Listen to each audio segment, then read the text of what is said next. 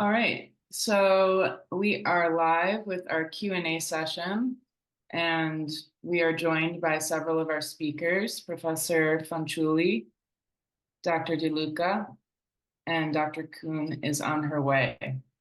So I'd like to start by having Professor Fanciulli field the first question. Do all MSA patients have dream disturbances? Thank you for this question, and hello, everybody. Indeed, so dream disturbances, or what scientists call REM sleep behavior disorder, are very frequent in people with multiple system atrophy, and might even occur years before the motor symptoms of the disease occur. Indeed, we now know that people with this dream enacting behavior are in some way at higher risk of developing synucleinopathies in general. Also, Parkinson's disease or dementia with Lewy body, and a small percentage of them also multiple system atrophy. In people with established multiple system atrophy, this is indeed a very frequent sleep disturbance, which, however, might well respond to medical treatment, pharmacological treatment. Thank you very much. Dr. Diluca, we have a question here for you. As a primary autonomic failure patient, what symptoms should you pay attention to in order to see if you are getting MSA? Yeah, thank you for this question. As Professor Fanciulli was discussing, patients with primary autonomic failure might predispose to synucleinopathies in general. And we have two different ways of evaluating the progression of these patients, or phenoconversion to potential multiple system atrophy or other synucleinopathies. I think from a clinical perspective, patients might notice the typical symptoms of multiple system atrophy, including potentially motor symptoms or coordination of movements, or one of the very broad symptoms that are related to multiple system atrophy or Parkinson's disease. I think a lot of the hot topic in research now has been trying to understand how or which patients and when they're going to phenoconverge to some of these synucleinopathies, including using the use of biomarkers or imaging, but also serum and CSF biomarkers, trying to understand their risk so we can start treatment early on. But I think in general, we're looking at this very early transition to having fine motor difficulties, but also the other symptoms related to multiple system atrophy. Great, thank you very much for that answer. We have a couple of questions related to differentiating between MSA and PSP, or progressive supranuclear palsy. And I would pose this question to both of our speakers, but are there symptoms that differentiate these two disorders? Any tests that can tell them apart? Well, this is a very sharp question, because it is difficult sometimes in clinical practice to tell these atypical Parkinson syndromes apart. I would like to, so let us start from what is common in both. It's several degrees of Parkinsonism, so slowness of movement and rigidity, sometimes a bit of tremor, though not the classical Parkinson tremor. In both in MSA and PSP, there is not a good response, or not. So to dopaminergic treatment. So if you levodopa, if you administer levodopa, so this is the common trait. But then there are some differentiating traits, and for example, the presence of this dream enacting behavior, this REM behavior disorder, is rather specific, so typical for multiple system atrophy than for progressive supranuclear palsy. So this is a big difference. Another important thing is the degree of autonomic impairment. So there was big studies involving people with an uncertain diagnosis of PSP and MSA, and they found that, for example, neurogenic orthostatic hypertension is extremely seldom in progressive supranuclear palsy, while neurological disturbances may occur also in PSP, even though they are much more prominent and severe with MSA. Eventually, sometimes there's a co-pathology, so there's a mixed pathology, so that and people with PSP, so this, for example, another typical thing of multiple system atrophy is this lack of coordination, cerebellar ataxia. This is not typical for people with PSP, even though there are often single reports in the literature which were reported with PSPC phenotype. However, so lack of coordination, the overt cerebellar ataxia would rather point towards MSA diagnosis.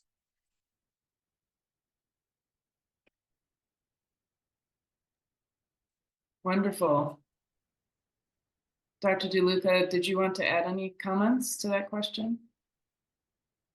No, I think it's perfect. I think they were also wondering about potential tests, and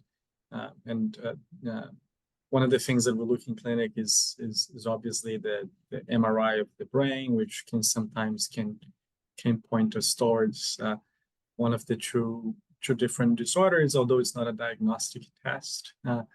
Depending on the findings of midbrain atrophy or cerebellar atrophy, can guide us in kind of categorizing or differentiating between MSA and PSP. Great, thank you both. For Dr. DeLuca, there's a question about neurofilament light chain. Does MS have increased NFL? And if so, do any drugs for MS have potential for MSA? I think they're referring to multiple sclerosis and not multiple system atrophy when they're talking about MS, right? Yes. Okay. So neurofilament light chain can be increased in the spinal fluid of many different neurological disorders.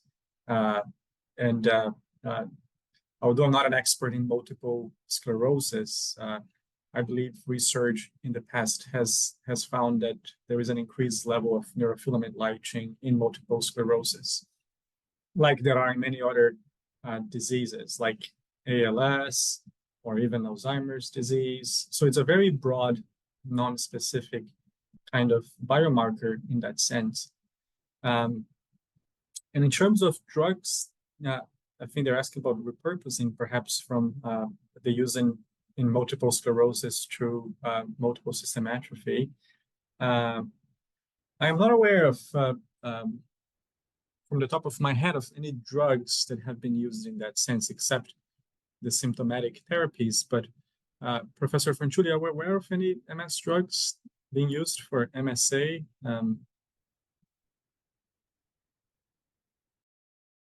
There is a fun fact indeed. When I first joined the Innsbruck team, I was working in the lab with Professor Stefanova, and we were investigating whether fingolimod, sphingosine 1-phosphate modulator, could have a neuroprotective effect in the MSA mouse model. This was unfortunately, however, not the case. So in the behavioral studies we did. And there have been some trials, so not specifically with multiple sclerosis, so MS treatments, but for example with immunoglobulins, which were showing some signals. Eventually, one of the putative mechanisms of disease in multiple system atrophy is neuroinflammation. And so it is tempting to speculate that neuroimmunomodulatory treatments might have an impact on the disease course of MSA. However, and the trials which have been conducted in recent years were actually targeting neuroinflammation as well. Were not, however, positive. So we are still to better understand which of the different pieces of the jigsaw contributing to the pathological changes in the brain of people with MSA should we better tackle to modify the course of the disease.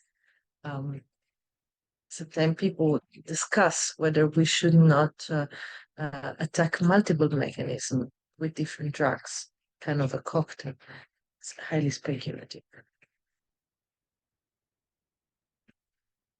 Thank you both for those excellent answers. And Professor, along that same line, we have several questions about whether there's autoimmune involvement in MSA, perhaps in the prodromal phase.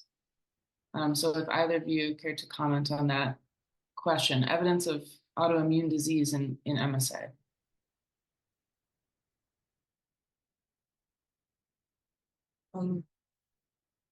On top of my head, I don't know of studies which show that people with MSA have, for example, their past medical history, a higher prevalence of autoimmune disorders. So this is, again, it is a very educated guess. However, this has not been shown so far.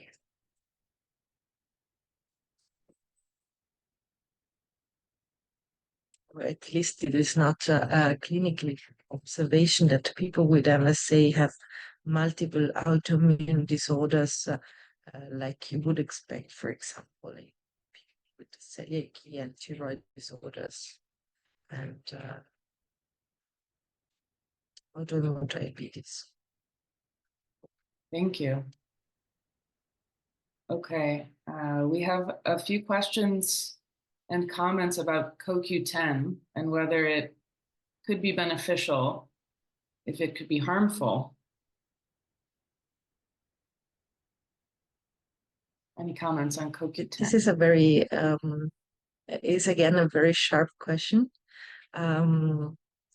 Indeed, there has been a trial published, I think it was beginning of last year, if I'm correct, from Japan, from the Japanese colleague, which showed that coenzyme Q10 at high dosages, that means it was back then 1.5 gram per day, which is really high dosages, over several weeks, produced a slower increase in the symptomatic burden, so in the disease burden in people with MSA, as measured with the so-called UMSAR scale, which is a scale which we have combining multiple features to somehow monitor the progression of these symptoms, and this was shown to be beneficial to have a significant reduction in the progression of symptoms, and because in people with so from Asian countries there's a higher frequency of the cerebellar type of MSA. In the sub-analysis that they performed, the effect that they observed was similar also in people presenting with a Parkinsonian MSA. So again, this is an interesting observation. What we do not know at present is if the ethnical background makes a difference. So if you try the same drug in people of Caucasian ethnicity, if you will observe the same effect. In this trial, the authors, the colleagues of this very interesting study reported that coenzymcoten had mainly gastrointestinal side effects. They were not severe. They were not, severe, their adverse events. And we eventually had some people with MSA under our care taking coenzymcoten at high dosages in clinical practice, and this was generally well tolerated.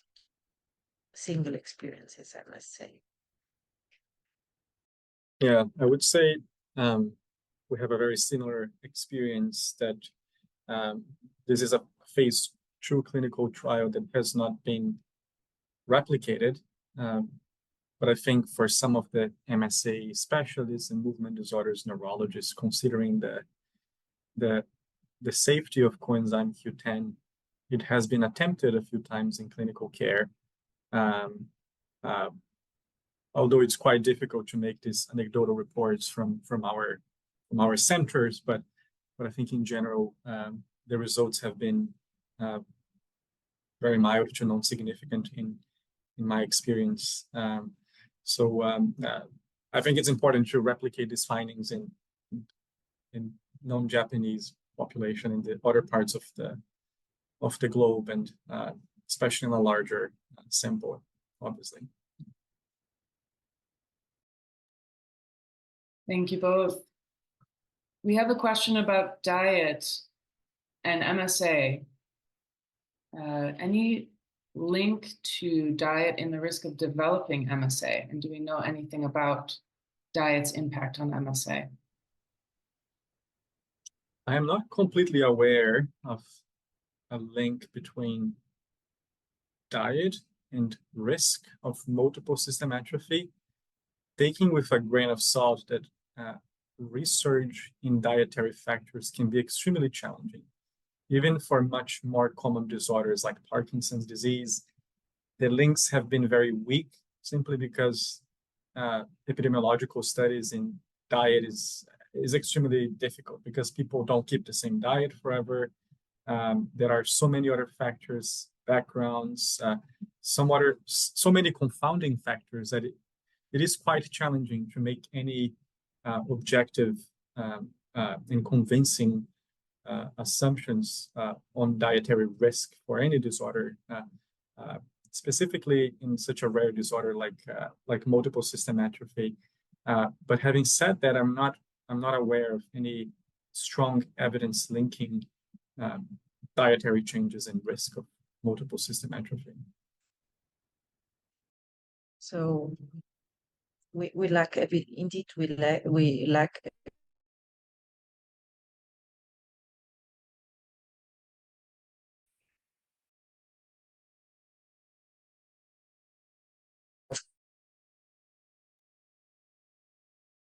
I think you're frozen, Professor Fanciulli. She might be in and out of service. She's let us know ahead of time, so we can come back to her when her connection is better. We have a question about a patient who's experiencing myoclonic jerks as part of his MSA, and they're well controlled with medication with Keppra, but could he expect the myoclonus to worsen, for example, to the extent we see in myoclonic epilepsy? Yeah, so as we know, myoclonus can be a common feature in multiple system atrophy. And some of the drugs used for epilepsy can have a symptomatic benefit when managing myoclonus. However, we don't expect that the myoclonus seen in multiple system atrophy would progress to becoming epilepsy. Those come from very different parts, and they have different types of progression. So we wouldn't expect someone to lose consciousness because of these jerky movements, or to develop the classic form of epilepsy that we see. There might be a mild worsening over time, but usually it's not to the level that you would observe in a patient with epilepsy, and definitely without the associated symptoms of loss of consciousness and things like this. Thank you, Dr. Diluca. Professor Fanciulli, we lost you for a moment, but would you care to comment on the dietary question? Yes, I'm so sorry because I'm traveling by train and we're just running through Germany. I'm sorry, I'm really sorry. So the problem with diet is that with diet you might increase your intake of pesticides. If, for example, your diet is not organic, so it's not about organic vegetables and fruits, and pesticides have been linked with an increased risk of neurodegenerative disorders, especially Parkinson's disease. And a diet rich in fat and in carbohydrates may also put you at higher risk of vascular cerebrovascular disease, and there are some studies regarding neurodegeneration. Whether these can be translated to the mechanism of disease of multiple system atrophy, we do not frankly know to date. But generally speaking, we know that a balanced diet is good for your body. So it is something which you can also proactively do for yourself, to pay attention to a balanced diet. And especially if, for example, as a person living with MSA, you have symptoms of constipation, then your fiber intake might make a difference on this particular non-motor symptoms of multiple system atrophy. Excellent points. Thank you. We have a question about poor response to dopaminergic medications. What accounts for the poor response to levodopa in MSA? What accounts? So in physiology, the dopamine, which is responsible for movement, is the midbrain in neurons, which stay in the midbrain, a substance called substantia nigra, and they have a very long, I'd say, wires, axon, projecting to the basal ganglia. And so if you have normal Parkinson's, so let's say classical Parkinson's disease, this dopamine producing brains are so degenerate, so you lose them, the neurons. But still, if you get a replacement of dopamine from outside with medication, your basal ganglia will still respond to this medication. In people with multiple system atrophy, the basal ganglia, and specifically a nucleus or two nuclei, which are called putamen, do degenerate as well. So during the disease course, you lose those neurons which have the receptors for dopamine. That's why you keep on giving dopamine from outside, but the response, unfortunately, fades out over time, because let's imagine you come to life with 100 neurons in your putamen, and because of normal aging, you lose some each year. And as a person living with MSA, unfortunately, at some point of your life, from mechanism which we still do not fully understand, you lose most of that. And that's why you don't. At the beginning, you might have a response to levodopa, but at some point you lose this, or it becomes not satisfying for you. Yeah, and just to echo Professor Fanciulli's point, that I think the levodopa also helps a lot with the Parkinsonism, but knowing that there are several known motor features that would not respond to levodopa and would progress over time, a patient might feel that it doesn't help with the other symptoms that are quite impairing to their lives, like orthostatic hypotension, the RPD and the other symptoms that are not levodopa responsive. What many patients ask at the beginning as well is that Parkinson's disease is classically in textbooks what many people might think as levodopa responsive, but as described, some patients might have a mild benefit, especially at the early stages of the disease, and MSA-P that presents more with Parkinsonism as compared to the cerebellar type.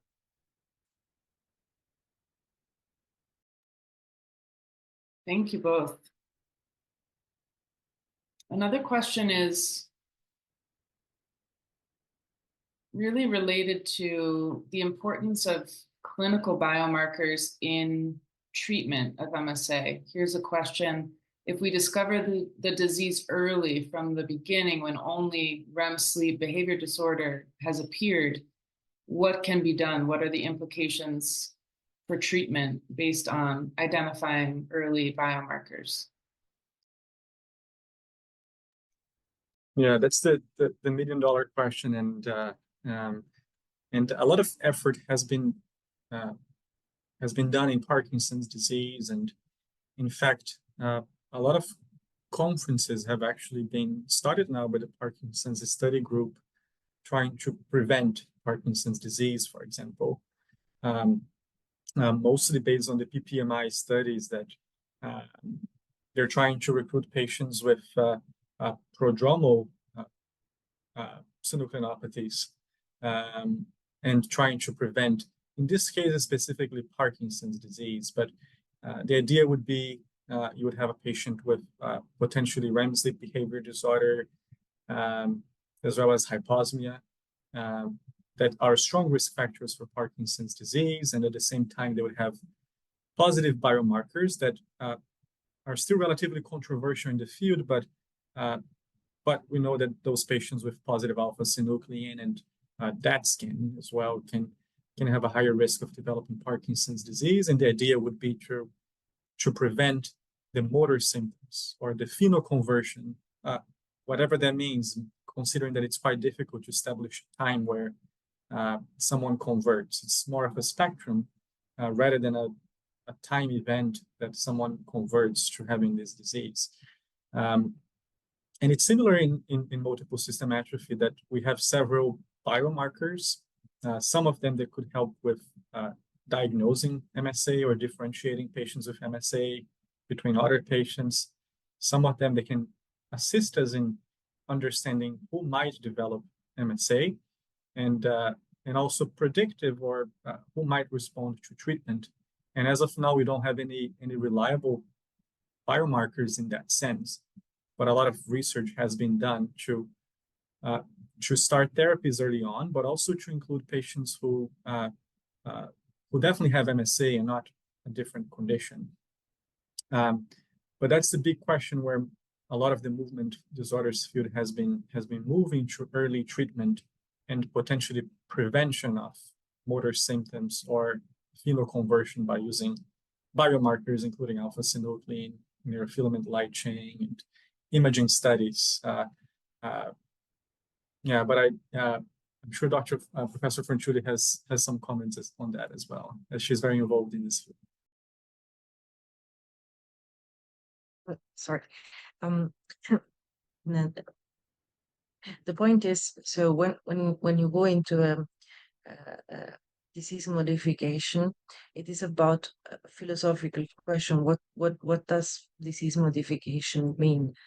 If the three of us ask each other this question, we will likely come up with different answers because it's a very subjective. But then when it comes to judging whether a molecule, a compound, is giving an effect, then you need something. So you need a two-tier approach. On one hand, you need to see whether the person who is taking the compound reports a benefit, and this is, in my opinion, the most important thing. And then, since you're trying to tackle the mechanism of the disease, you would like to see whether this compound, this molecule, is engaging with the target. So it's making a difference, for example, in the levels of neurofilament light chain, which comes from the breakdown of the neurons, right? Also because when you set up, so these studies in general last 12 or 18 months, but you want to know and you want to, let's say, somehow predict whether the tiny effect, so this kind of window of intervention will indeed make an impact on the disease course, also on a 3, 4, 5 years time frame. And that's why you want to combine the symptoms, which are very subjective, with some more objective measures. And on these, so colleagues who are really designing the trials, also model the so-called power of the trials, so that when investments are done in setting up these studies, and I understand are very, very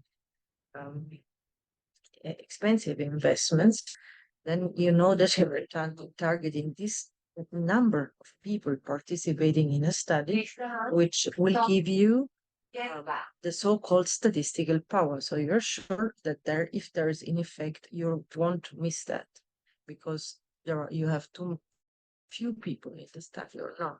This is very important, because at the end of the day, data is what is needed to decide whether a compound is effective or not, and to go into all the regulatory aspect with licensing and so on and so forth. So to go from the experimental setting to the clinical setting.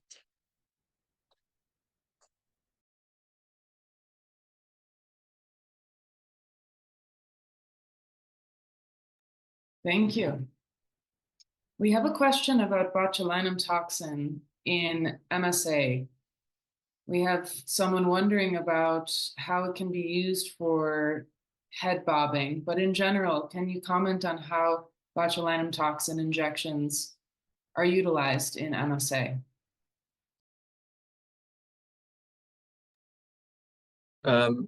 So that's a great question.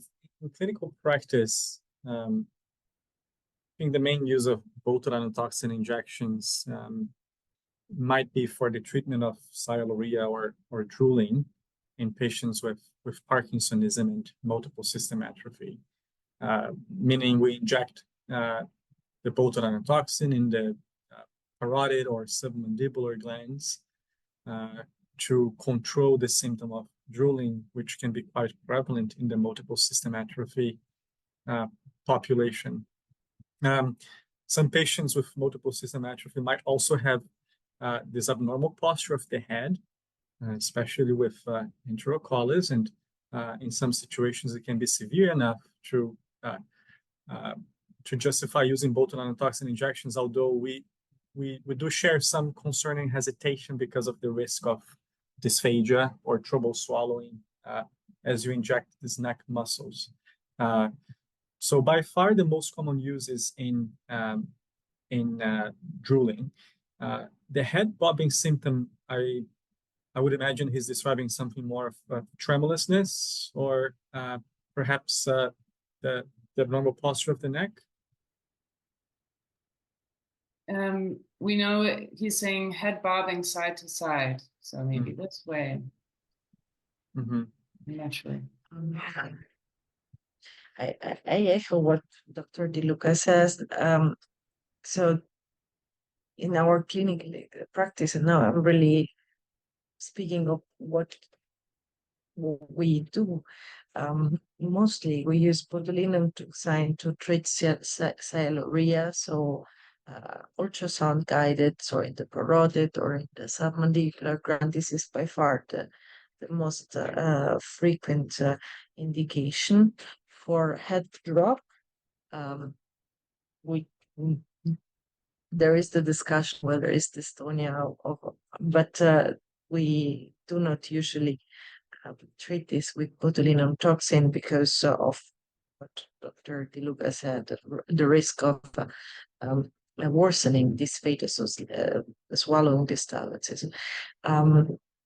Actually, that torticollis, so I think that the person who was asking this question was asking about torticollis. In our experience I don't actually remember. I came across a person with MSA which is so severe torticollis requiring botulinum toxin treatment. Basically would be the same that you would apply to dystonia, so to focal dystonia. However, with the caveat of paying attention to the swallowing complication, which are really frightening.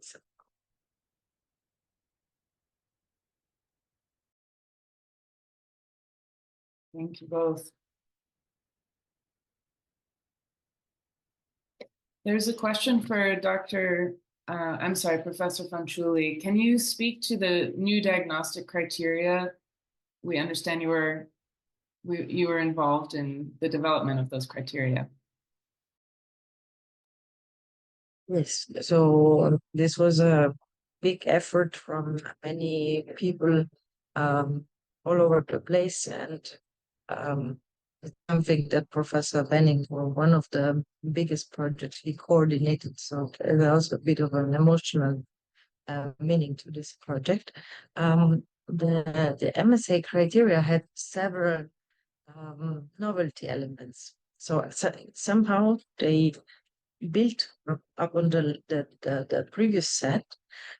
For example, an established MSA diagnosis is still given when you have a brain tissue examination. But efforts were undertaken to try to improve the specificity of the criteria for people in life, so that you are diagnosed with what we call the clinically established MSA, so that you try to be sure that when you give MSA diagnosis, it's really that, and you're not running into a mistake, because it will be, it's of course a bad mistake you don't want to run into, to give a person with MSA a diagnosis which this person does not have. And in order to improve the diagnostic accuracy, beyond specifying the clinical criteria, neuroimaging criteria were added. There were some studies invested, so looking at the criteria, so how they were performing in clinical practice, and a retrospective series. And this was the sensitivity was indeed, so the ability of this clinically established MSA criteria to catch MSA was low. However, they were good, accurate. So this was something we managed. And then there was another criterion, which is clinically probable MSA, trying to be very sensitive. So these people, the people diagnosed with clinically probable MSA, would be those with the ideal candidates, for example, for a disease-modifying trials. And the biggest novelty and compared to the previous versions was the introduction of this possible prodromal MSA category.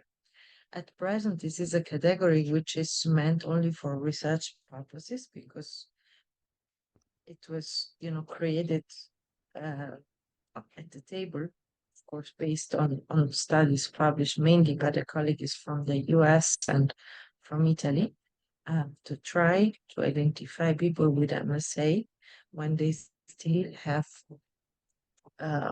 let's say, only the motor symptoms, and only is not the appropriate word, because if you have severe neurogenic rage, like in people with isolated autonomic failure, is a hard thing to deal with in your daily life. But still, if this person is harboring MSA, and if we had a compound, putative disease-modifying compound, these people might also be the right one to offer, whom to offer this compound to, trying to prevent the development of all the motor symptoms, well knowing that a neurodegeneration is already ongoing in the brain, and you try just to stop it in some way. So this were the novelty elements of the clinical.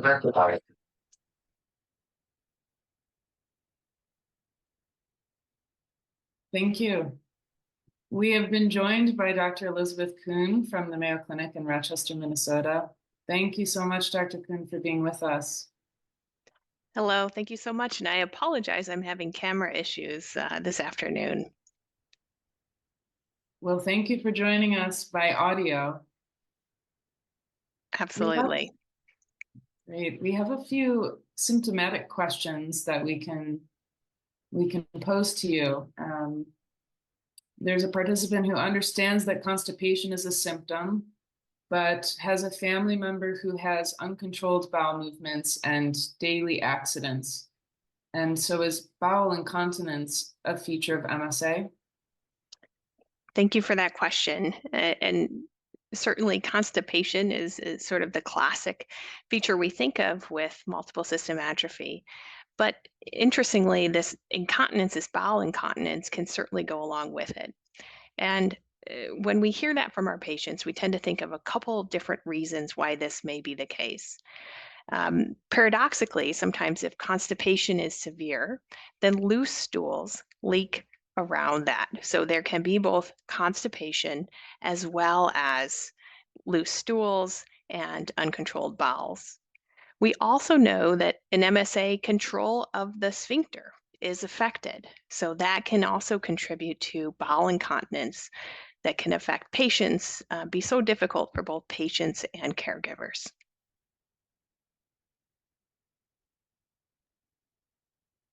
Thank you. And can you comment as well on urinary symptoms, retention and urgency?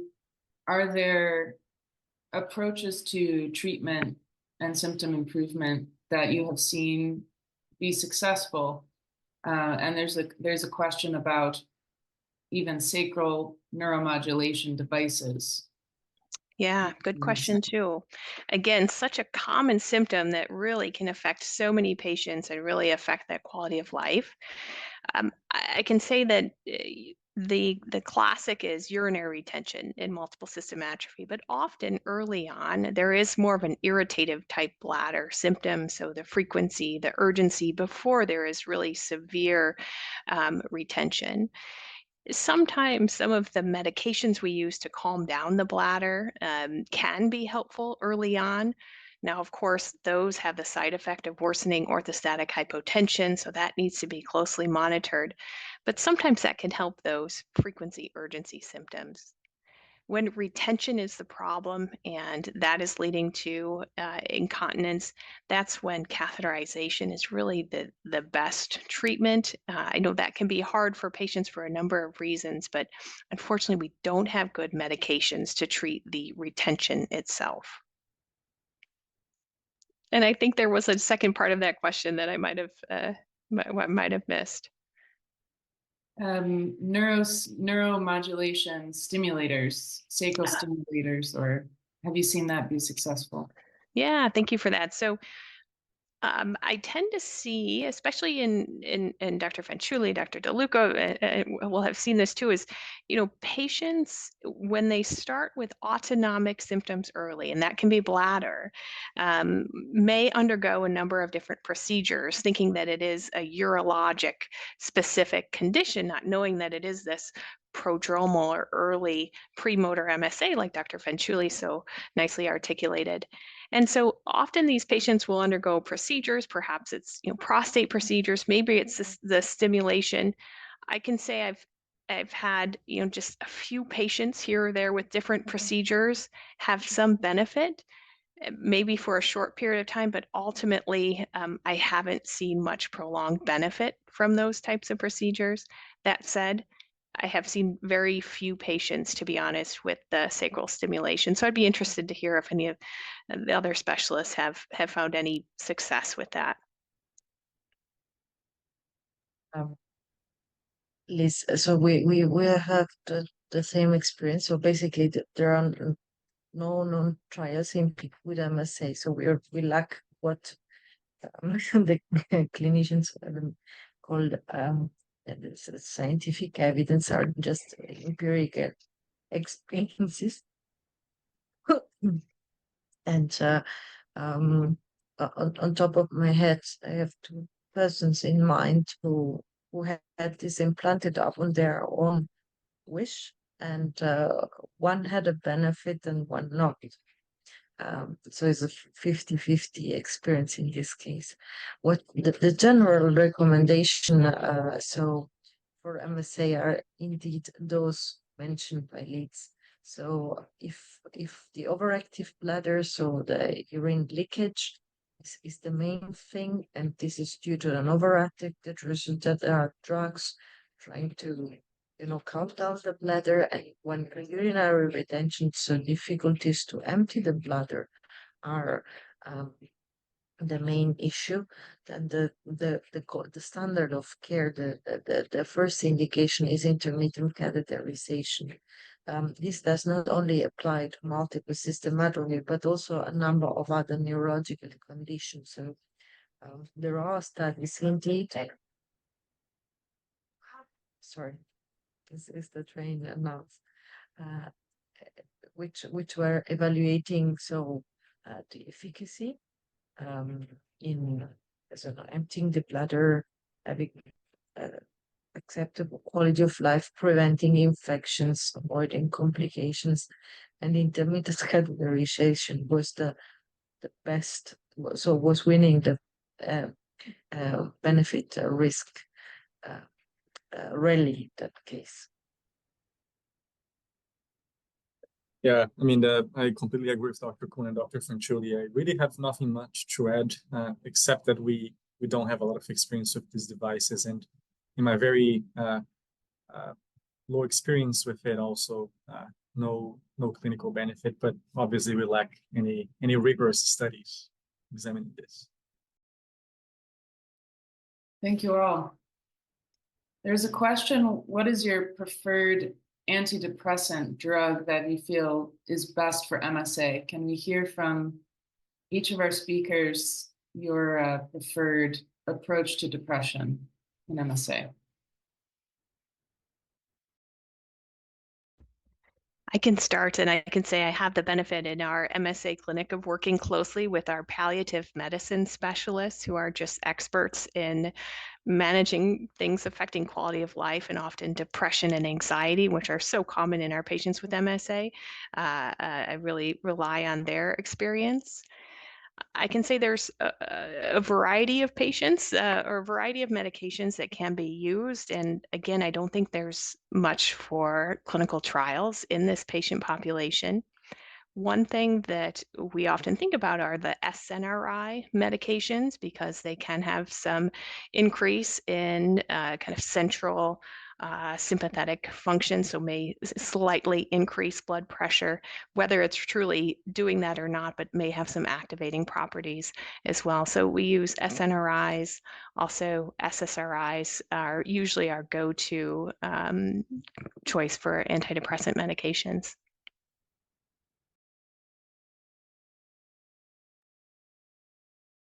Same approach, even though with as said, there's low evidence available. What we try to avoid so treating tricyclic antidepressants because of the anticholinergic effect, which mixes up everything, and it's also not the standard approach you would nowadays take to treat depression. However, which feel very important aspect is that, of course, pharmacological treatment, when indicated, is when needed, is indicated. But there is an important need for psychological support and for taking care of the context, because sometimes the triggers. So depression has, on one hand, a biological basis in people with MSA due to the neurodegenerative process, but there's also the social component, which is given by the disease one, and the interaction with the family members, so with the loved ones, and people providing care. There are sometimes professional caregiver. So the model is a bit more complex, and you cannot treat everything with drugs. So there's the necessity to have a structured approach, which is also entails psychological counseling and the social worker involvement. This is also sometimes what also palliative care services take over and help to make the setting, the home setting or the care setting as much adherent to the personal perspective, to the personal wishes of the patient. This is very important to to treat also depression. Yeah, I think this was very nicely answered by Professor Coon and Professor Fanciulli. Really, in our experience, SNRIs, SSRIs, the combination of some sort of therapy or support from a psychological perspective. I think one point that it's not very common nowadays, but sometimes in the community we see some practitioners using antipsychotics, especially those blocking dopamine, sometimes in patients with depression, which is clearly not a good indication for patients with movement disorders. So definitely staying away from these dopamine blocking agents, which are not indicated for our population. But in general, SNRIs, SSRIs, and therapies in that sense. Wonderful. Thank you all for your answers. We have a question about MSA's impact on vision, specifically blurry vision, seeing distances far away, and dry eyes. Let's start with Dr. Coon. Can you comment on vision or eye symptoms in MSA? Yes, absolutely. I'd be happy to. And I would say that there can be different vision symptoms that we've seen in our patients with MSA. I also tend to see different symptoms based on the subtype. So in patients with more Parkinsonian subtype, definitely more dry eyes related to the hypomimia, decreased blink response. But then I tend to hear more vision symptoms in patients with the cerebellar subtype and a lot of double vision, difficulty focusing. And this can be really problematic and affect ability to read, doing things that patients really enjoy doing. I've had some success working with neuro-ophthalmology, in some case doing different refractory type things, dry eye treatments that can help some of those symptoms. But yes, we do see that in both types.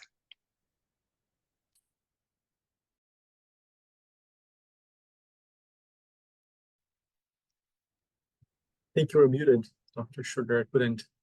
Oh, anything to add, Dr. Diluca? Oh, no. Yes, I think Dr. Coon mentioned exactly. Sometimes we see the convergence issue, as you would see in patients with Parkinson's disease, when they have issues with the oculomotor movements and converging, and that can create a sense of blur or double vision. But certainly not a very prevalent feature in my practice. Thank you both for your answers. Yes, we have the participant who asked that question says that the ophthalmologist didn't find any ophthalmologic reason eye scans, visual tests are normal. But I think these speakers have answered that question very well, that the eye doctors might not pick up on these symptoms with their tests. Dr. Sugar, oh, there was a question there about pure autonomic failure and conversion.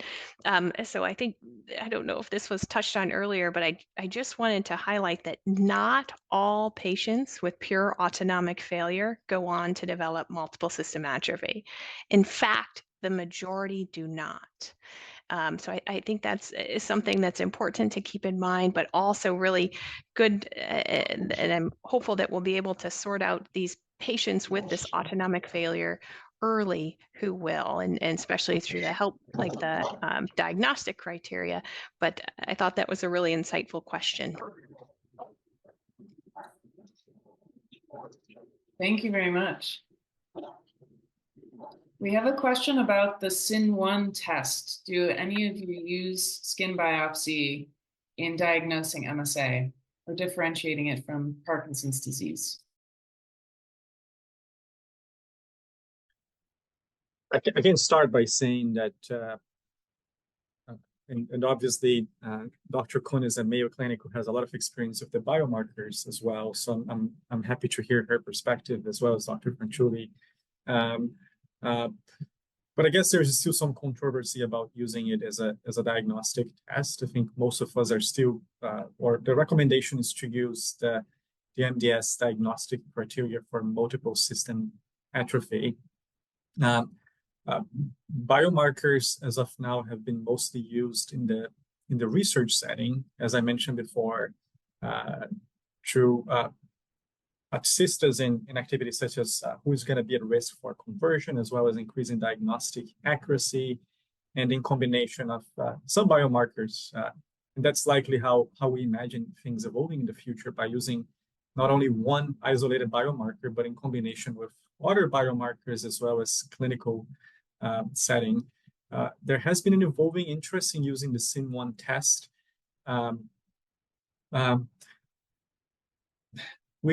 We all see it with, we're all very careful in trying to interpret those results, as most of it has been published in the Parkinson's disease population. And certainly we can see false negatives or false positives. So I would take it with a grain of salt, and predominantly use it in the research setting as of now. But happy to hear what the other speakers think about this relatively controversial topic. Yeah, I agree, Dr. Diluca. And I can say first, I'm so excited that biomarkers are getting closer. And I have so much respect for the Beth Israel group who really pioneered that SIN1 test. From what we have now clinically, SIN1 does not differentiate Parkinson's disease from MSA. We just get whether synuclein is positive. We know that both MSA and Parkinson's disease are in this synucleinopathy family. What they have published, though, on a research basis is that there can be some ability to differentiate between the two disorders, but that is not what is available clinically. So I do not use that. I can say that SIN1 has been useful in a few instances, like if there is a really consideration for progressive supranuclear palsy versus MSAP, and there's significant clinical overlap, that can be helpful to try and sort out if it is MSA. I've tried it in a few patients who have sporadic adult onset ataxia, and I'm very concerned about transition to MSA. I haven't had as much success using it in that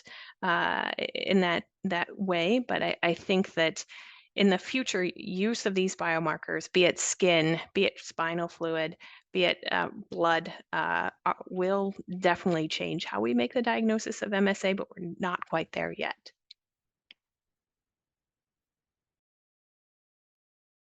Wonderful. We have 2 minutes, brief response from Professor Fanciulli. I must say, so in Europe, this is not really established in clinical practice to go for skin biopsies, and basically from a rational, I echo what my colleagues already said. Well, thank you all for your participation, your fantastic answers to some very smart and complex questions. So thank you to our speakers, Dr. Daniel Diluca from Washington University in St. Louis, Dr. Elizabeth Coon from Mayo in Rochester, Minnesota, and Professor Alessandra Fanciulli from Medical University in Innsbruck, Austria. My name is Dr. Dana Sugar from University of New Mexico in Albuquerque, New Mexico. And thank you everyone for your questions and answers. Enjoy the conference. Thank you for the opportunity. Yes, thank you very much for inviting us.